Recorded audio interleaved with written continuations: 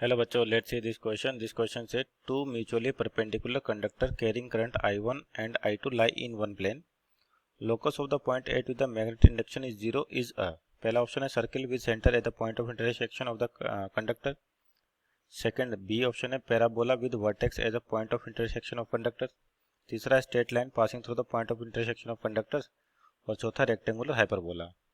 तो देखिए आपके क्या दे दो प्लेन वायर से, उसकी वजह से आपको मैग्नेटिक फील्ड बताना है.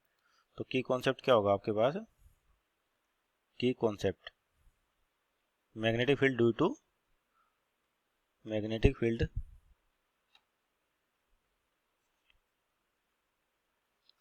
To current carrying conductors. Current carrying conductors. तो अगर आपके पास किसी भी कंडक्टर में अगर करंट फ्लो होता है तो उसकी वजह से क्या होता है, मैग्नेटिक फील्ड जनरेट होता है.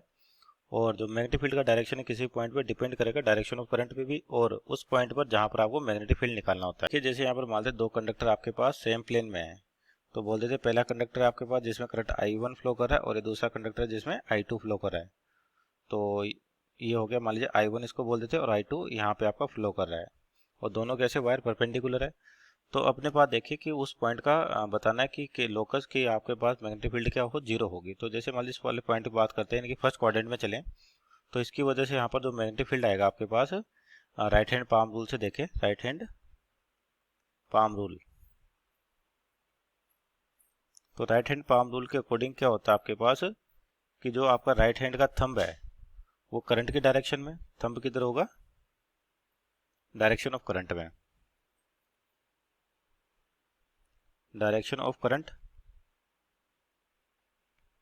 और राइट हैंड की फिंगर्स को किधर ओपन करें, जिधर मैग्नेटिक फील्ड निकालना है. तो आपका जो पाम होगी वो क्या बताएगी आपके पास, डायरेक्शन ऑफ मैग्नेटिक फील्ड बताएगी आपको, डायरेक्शन ऑफ मैग्नेटिक फील्ड. तो जैसे सपोज करिए पॉइंट 1 है यहाँ पर, तो अब यहाँ पर मैग्नेटिक फील्ड देखते हैं आपके पास I1 के कारण, ये I1 है, तो इधर राइट हैंड का थंब ओपन करें और फिंगर्स को इधर ओपन करें, तो आपको जो मैग्नेटिक फील्ड दिखाई देगा I1 की वजह से ये बाहर दिखाई देगा. तो सपोज करिए इसको B1 कह दें. उस तरह से यहाँ पर देखिए थंब को इस डायरेक्शन लेंगे और फिंगर्स को इधर ओपन करें, तो पाम आपका इनसाइड होगा. तो मैग्नेटिक फील्ड मान लो B2 आपका अंदर की ओर होगा, B1 B2. तो इस कोऑर्डिनेट में आपके पास ऐसे सेम इस तरीके देखें.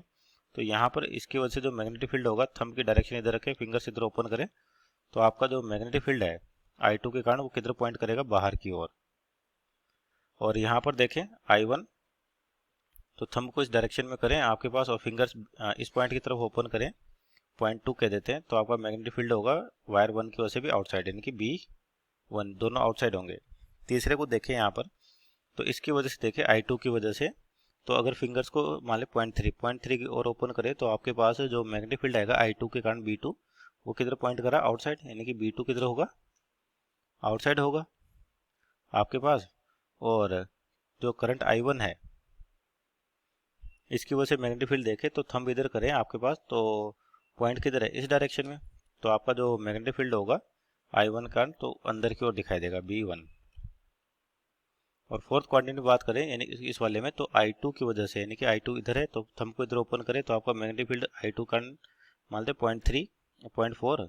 तो यहाँ पर किधर दिखाएगा, इनसाइड दिखाई देगा. तो B2 क्या होगा, इनसाइड होगा. और इसकी वजह से देखें I1 की वजह से, तो थंब इधर पॉइंट करें, फिंगर्स को इधर ओपन करें 0.4 की ओर, तो इसकी वजह से भी मैग्नेटिक फील्ड आपका इनसाइड दिखाई देगा. तो आपका magnetic field quadrant 1 first quadrant और थर्ड क्वाड्रेंट में आपके पास जीरो होने के चांस है, क्योंकि इन दोनों में तो आपके पास डायरेक्शन सेम है, तो मैग्नेटिक फील्ड आपके पास ऐड हो जाएगी. तो और 1 और 3 के अंदर सेम है आपके पास या एक दूसरे के अपोजिट है, तो अगर B1 और B2 का मैग्नीट्यूड सेम होता है, B1 और B2 का मैग्नीट्यूड सेम होता है आपके पास, तो यहाँ पर क्या होगा, आपके पास मैग्नेटिक फील्ड जीरो होगा. तो मान लीजिए जैसे ये पॉइंट है, इसकी यहाँ से डिस्टेंस x बोल देते हैं और यहाँ से डिस्टेंस क्या बोल देते हैं, y बोल देते हैं. तो I1 के कारण जो मैग्नेटिक फील्ड आएगा, क्या फॉर्मूला था, mu naught I upon 2 pi D. तो पाई डी की जगह कितना यहाँ पे y है. और दूसरे वायर की यानी कि I2 की वजह से देखें, तो I2 की वजह से आपका जो मैग्नेटिक फील्ड अंदर की ओर है, तो उसकी डिस्टेंस कितनी x है, तो आपके पास तो म्यू नॉट I2 2 पाई x. तो यहाँ से 2 pi cancel out, mu naught cancel out. तो इक्वेशन हो जाएगी y इक्वल टू आपके पास y निकाल तो इधर जाएगा, तो I1 अपॉन I2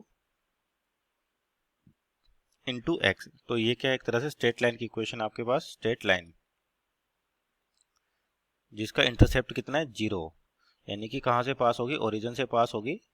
तो इस तरह से आपको क्या होगा, ये लोकस दिखाई देगा, लोकस उस पॉइंट का जहां पर मैग्नेटिक फील्ड 0 होगा। तो कौन सी स्ट्रेट लाइन, तो ऑप्शन चेक करें, ऑप्शन नंबर 1 सर्किल गलत हो गया, पैराबोला गलत हो गया, straight line passing through means option number C straight line passing through the points of intersection of conductors, ये राइट आंसर होगा। Hope you understood well, best of luck.